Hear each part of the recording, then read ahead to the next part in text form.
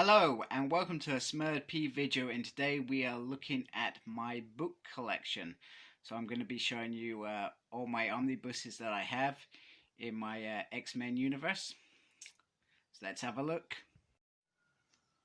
Okay, so between 89 omnibuses and hardcovers, what was my first book?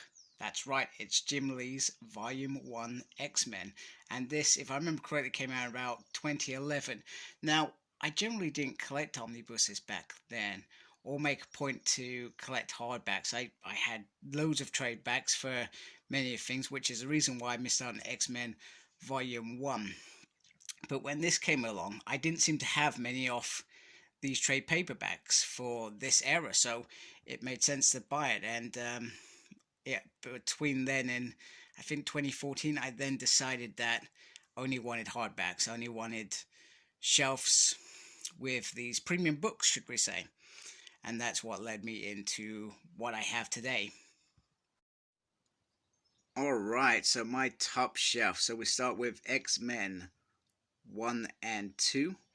And I put X-Men Classics there. It's a big part of filling in some of the gaps in Uncanny X-Men in terms of character development. So I put it in front because it looks just weird in the middle. But some people put it in between 1 and 2 or between 2 and 3. But that's entirely up to them. Now, pretty much that is a very chunky run.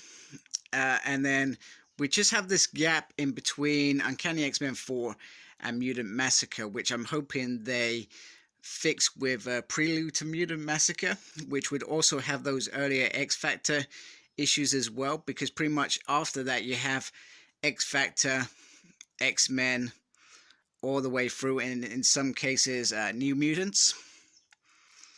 And then pretty much we have a really nice run. We've got the Inferno Prologue, Inferno. And then we've got the X-Men, which is Jim Lee, Chris Claremont. And you got the events that happen in between. So Days of Future Past is actually got Days of Future Present in there, which is a mini event across, I think, 4 or 5 annuals, if I remember correctly. You got X-Men, then Bishop's Crossing, which was probably one of the hardest hardbacks that I got. And then Executioner's Song. On this shelf, we are firmly in the night. So we get X-Men Shattered Shot, Fatal Attractions, Cyclops, The Wedding of him and Phoenix. I completely messed that up. And we got Phalanx Covenant. Now, there is a gap around this part here that I would really like them to fill with a Phalanx Covenant Omnibus, and have it with the issues that have the just before Legion Quest, but without the Legion Quest in it, because actually Legion Quest is actually in the Age of Apocalypse. So the only reason I brought that is because there are a few issues and other issues that they've just slung in there, which I think that's down to them not planning, or they wanted to get a book out to celebrate Legion's success on TV. Then we got the Companion, X-Men Avengers Onslaught, Operation Zero Tolerance, X-Men vs. Apocalypse the 12. Now, if I remember correctly, there's a gap between this bit, and then after this bit and this bit. So I'm hoping we get some of those 90s books coming out, because they seem to be on a roll with the release of this, and then they seem to have dropped off. And we got new X-Men, and once again, the Zeros need some love as well. We need a Chuck Austin Omnibus. Yes, I said it. We need a Chuck Austin Omnibus. We got a House of M Omnibus coming out, but I would like a Decimation Omnibus. I feel like that would fill in the gap. Or just an Uncanny X-Men Chris Claremont's Revolution run would work as well. Then we got Messiah Complex going on there.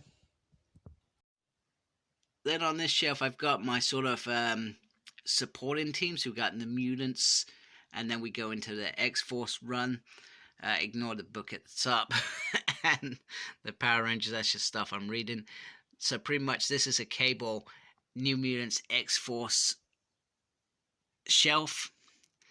And then that finally takes us into this, which is pretty much all of the events that sort of happen afterwards.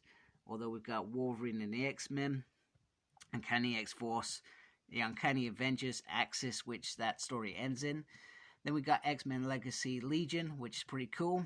Battle of the Atom, No More Mutants, Inhumans vs. X-Men, X-Men Grand Designs, Wolverine 1 and 2, that may get shifted onto another shelf at some point. All New Wolverine, which is amazing. Kazar the Savage, never knew existed. And X Factor, that certainly is going to be moved when we get Omnibus Volume 2 later this year.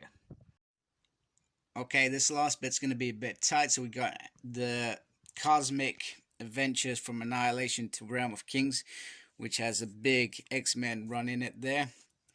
Captain Britain, the Excalibur Volume 1 and 2. And then we've got pretty much all of Jonathan Hickman's world there up to date. And I'm looking forward to new releases of that as they come out. So that's where we are. And lastly, because I can't fit it on the shelf, we have the all-new X-Men run, Disassembled, Apocalypse Wars, and Uncanny X-Men 1 and 2, The Revolution, which is probably one of my favorite Cyclops runs of all time. So I really hope you liked the tour, and I hope it helps you decide on any books you're planning on getting or looking into. And any questions, please ask in the comments. I appreciate your time watching this video. And if you haven't subscribed, please subscribe. Thank you to those that already do. Make sure you look after yourself, very important. And as always, embrace the geekiness. Take care. Goodbye, folks.